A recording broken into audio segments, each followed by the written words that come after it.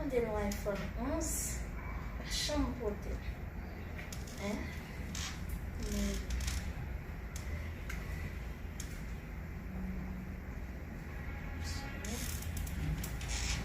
Allô, John Lenny?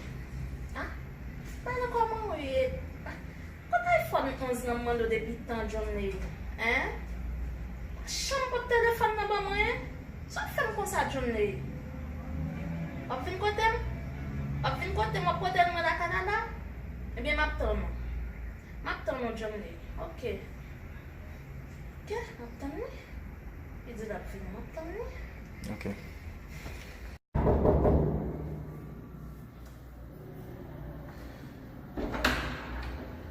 John Lenny. Receive me.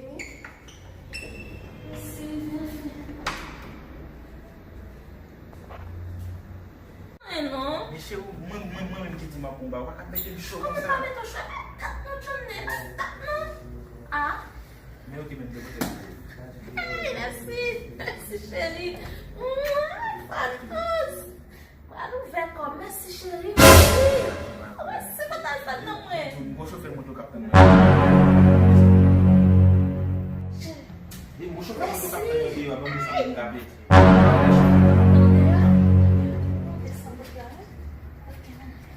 Merci, chérie. Merci.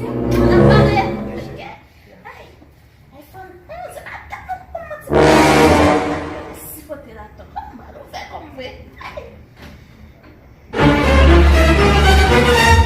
Oh, te caca. Sabe onde é na...